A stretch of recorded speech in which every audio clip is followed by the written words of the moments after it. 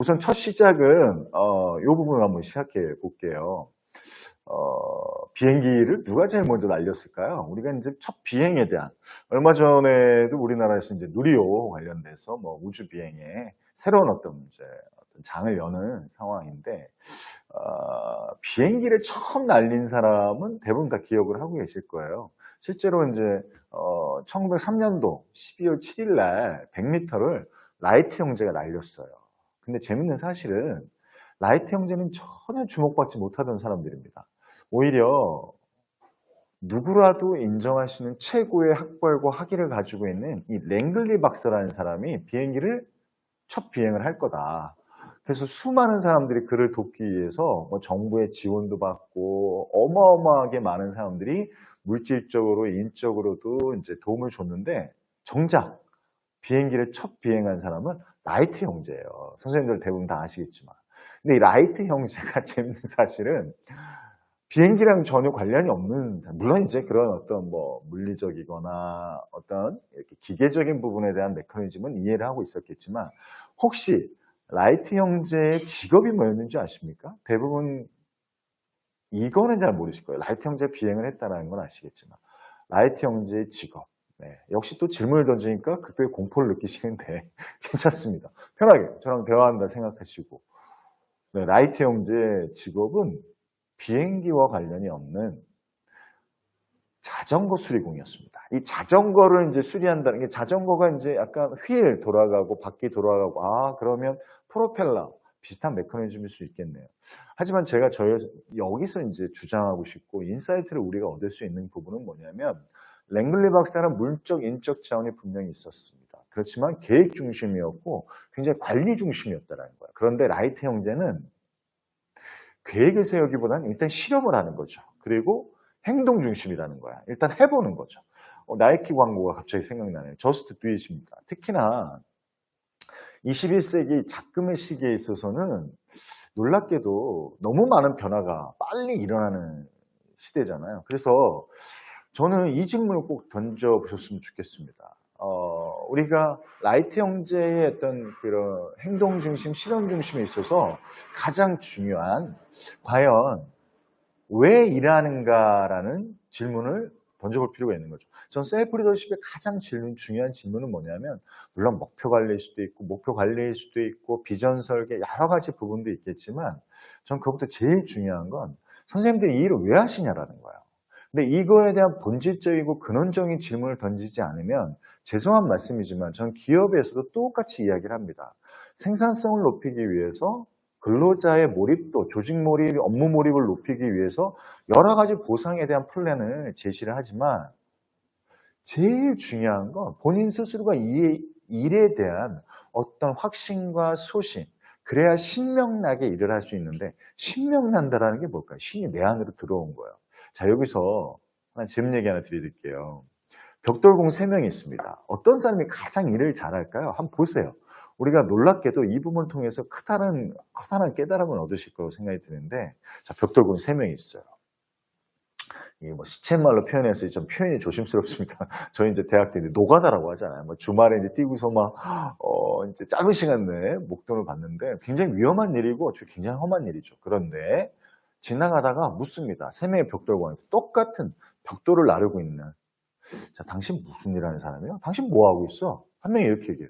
본 몰라요. 짜증나게 노가다하고 있잖아. 이 사람은 뭐라고 합니까? 자, 이 사람은 생계직이라고 얘기해요. 자, 직업을 편안하는 게 아닙니다. 그분이 바라보는 부분은 뭐냐면, 그냥 생계를 유지하는 게 직업이다. 그래서 생계직이라고 얘기하죠.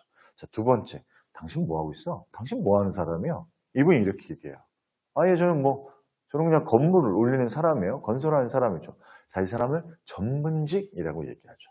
저를 포함해서 대부분 분들이 여기에 해당이 되실 거예요. 그렇죠? 세 번째 사람. 당신 뭐 하고 있어? 당신 뭐 하는 사람이요? 자, 이분이 이렇게 얘기해요. 예, 저는 하나님을 모시는 아름다운 성전을 짓고 있습니다. 자, 이 사람을 천직이라고 얘기하죠. 어떤 사람은 천계직, 어떤 사람은 전문직, 어떤 사람은 천직이라고 하는 이유는 뭘까요? 그 사람의 시선이었던 거죠. 그 사람의 관점이었다는 거죠. 그 사람의 태도였다는 겁니다. 일을 바라보는. 자, 우리가 어떤 일을 할 때, 저도 마찬가지죠. 저도 별명이 전국구입니다. 오늘도 이제 강의 마치고 아산으로 내려가야 돼요. 기업체 강의를 갑니다. 열심히 다니는 이유가 뭘까요? 가장으로서, 그렇죠. 생활, 아이의 학원비. 중요한 건 뭐냐면 그 돈을 뛰어넘는 그 부분에 대한 기술과 그걸 뛰어넘는 의미가. 그러니까 돈만 있다라고 하면 돈만을 위해서 한다면 생계지. 돈과 기술이면 전문지.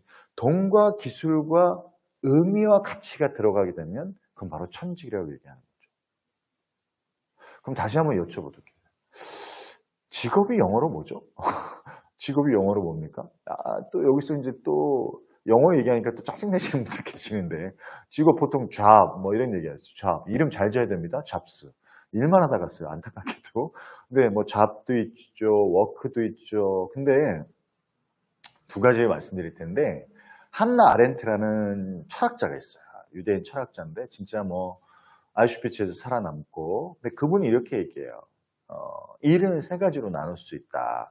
job이 있고 work가 있고 액션이 있다. job이라는 건 진짜 말 그대로 표현해서 그냥 먹고 살기 위한 노동을 얘기하는 거고, work라는 건 일종의 작업이다. 액션이라는 건 그 부분에 대한 나의 행위가 들어간 아주 가치적 행위를 표현하는 거예요. 그러니까 job과 work와 액션의 이 차이를 비슷한 맥락으로 얘기를 한 건데, 하나 더 말씀드릴게요. 영국에서는 직업을 영어로 뭐라고 했을까? 영국에서는 직업을 뭐 워크, 뭐 커리어, 오쿠페이션 뭐 이러겠지만 혹시 들어보셨나요? 예, 콜링이라는 표현을 쓰기도 합니다. 콜링이라는 표현이 뭘까요? 예, 하늘의 부르심 이런 뜻이에요. 그러니까 내가 일하는 게 그냥 일하는 게 아니라 하늘이 나에게 부여해준 명예다 이렇게 얘기를 하죠. 뭐 3대 성직이 있다고 하잖아요. 뭐 성직자가 있겠고 뭐 모르겠어요. 금융회사에 얘기하니까 뭐 금융재무사들이 뭐 성직, 그다음에 뭐 의사 뭐 이렇게 있을 수 있는데, 중요한 건 공자님도 이런 비슷한 얘기를 했었어요. 40대를 뭐라고 했죠? 40대. 자꾸 질문 던지니까 짜증나시죠? 근데 괜찮습니다. 저는 대화한다 생각하시고, 40대 뭐라고 했을까? 부러움, 어디 미혹되지 않는다. 근데 50대를 뭐라고 했냐면 지천명이라고 얘기했어요. 지천명. 뭐죠? 하늘의 명을 안다. 내가 일하는 게 그냥 일하는 게 아니고 하늘이 부여해준 명이다. 저는 이제 시대가 패러다임이 워낙에 바뀌고 있어요. 포스트 코로나 시대, 뭐라고 정의를 내릴 수 있을까요? 그대로 이거 제가 800원 주고 사온 이 그대로 이미지입니다. 코로나 이미지. 인류가 단 한 번도 경험해 보지 못한, 어찌 보면 오스톱이 됐죠. 뭐 해외 여행부터 시작해서 이 마스크로 인해서 이 어마어마한 단 한 번도 생각하지 못했던. 근데 이 시대를 어떻게 규정할 수 있을까라고 한다면 저는 뭐 개인적으로 이렇게 정을 내리고 싶습니다. 정답의 시대에서 해답의 시대로 간다. 성공의 시대에서 성장의 시대로 간다. 자, 이 중요한 키워드를 말씀드립니다. 기본적으로 우리가 알아왔던 매뉴얼적인 사고, 메커니즘적 사고, 시스템적 사고에서 이제는 정말 플렉서블한 사고라고 할 수 있겠죠. 요즘 뭐 메타적 사고 이런 얘기. 메타라는 게 무슨 말일까요? 매크로와 마이크로 이렇게 나눌 수 있겠지만, 메타라는 건 굉장히 통찰적으로 위에서 내려다보는 겁니다. 기본적으로 우리가 디테일하게 바라보는 것도 중요하지만 전체적 사고, 맥락적 사고가 중요하다고 볼 수 있는데, 무엇보다 성공에서 성장으로 간다는 건 뭐냐면 자꾸 퍼포먼스에 연연하지 마시라는 겁니다. 저는 더 중요한 건 셀프 리더십의 제일 중요한 핵심 키워드는 퍼포먼스가 아니라 액티비티로 가야 된다는 거죠. 약간 컨트롤 중심이 아니라 액티비티 중심으로, 액션 중심으로 가야 된다는 건데, 이 부분들에 대해서 실천적으로 하는 회사들이 몇 군데가 있어요. 제가 기업에서도 이렇게 좀 보여주는데, 이 회사 되게 재밌습니다. 우리나라에서 질문들, 여러 가지 질문을 좀 드렸어요. 무엇을 지향하는가, 무엇을 버릴 것인가. 여기서 가장 우선되는 질문은 뭘까요? 무엇을 버릴 것인가. 무엇을 버릴 것인가가 먼저 돼야 무엇을 채울 것인가가 나올 수 있는 거죠. 너무 중요한 질문이기 때문에 다시 한번 언급을 해드리겠습니다. 제가 아까 타고난 셀프 리더십 3요소 중에 이제 질문 경청인데, 그 두 가지 예전에 말씀드렸죠. 무엇을 지향하는가, 무엇을 버릴 것인가.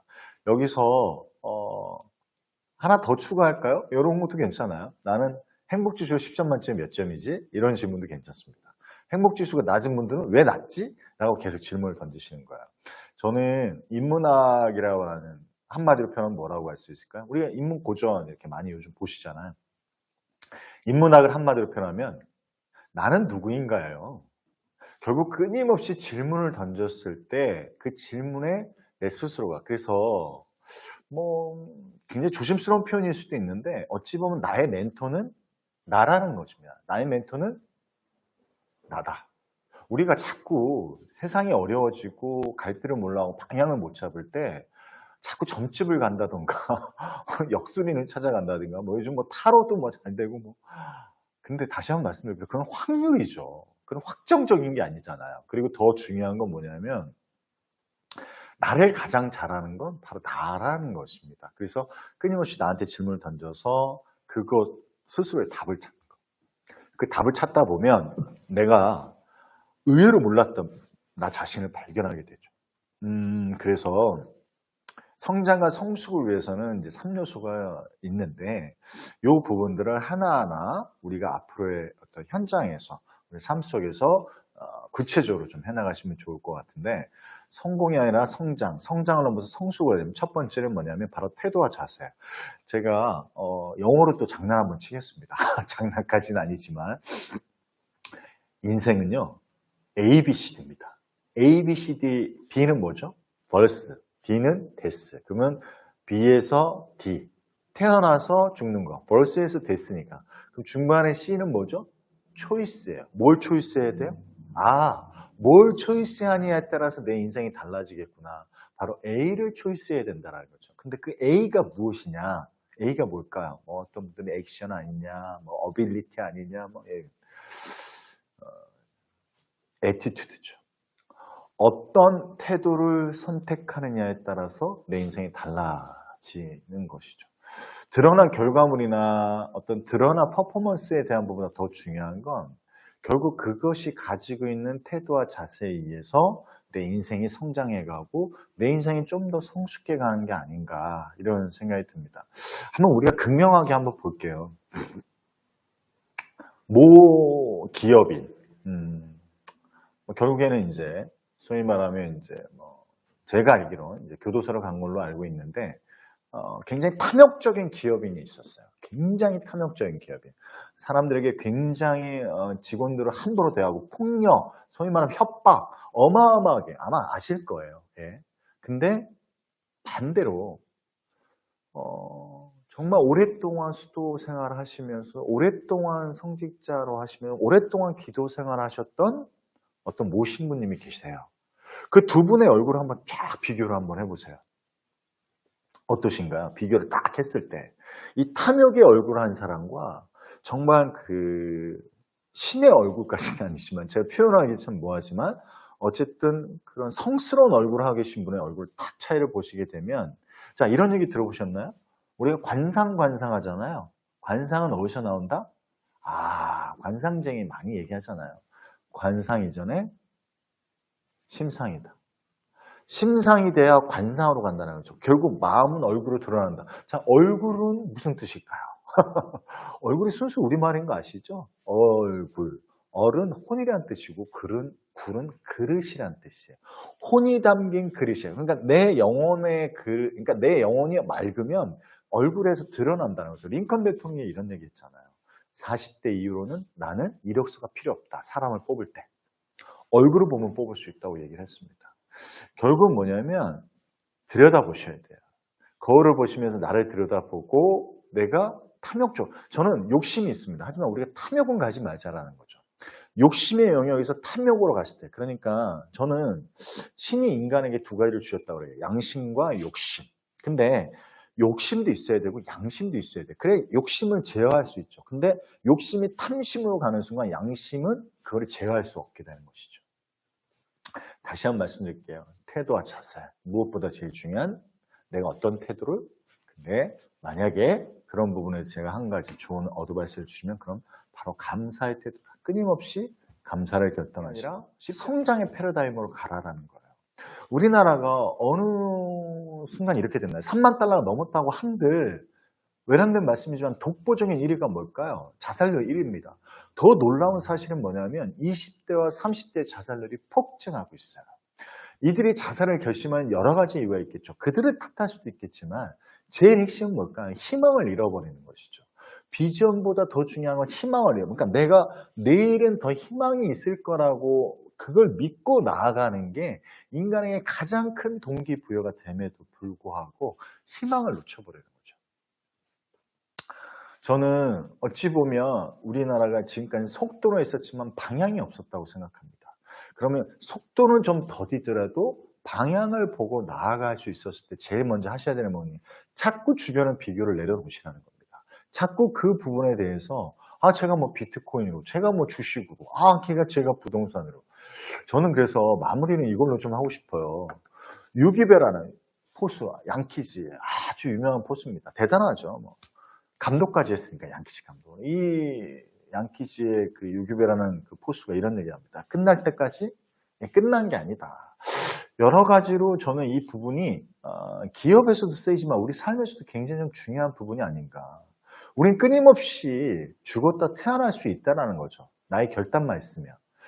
궁극적으로 내가 9화 말 2아웃 2-3까지 완벽하게 끝나지 않았음에도 불구하고 5회 정도 끝났는데 3회 정도 끝났는데 게임이 끝났다고 생각을 하는 것이죠. 인생 100세시다 뭐 이런 얘기하지만 그걸 다 차지하고라도 관뚜껑 덮기 전까지는 아무도 모른다라는 겁니다. 그 부분에 있어서 저는 마무리는 이걸로 하고 싶어요.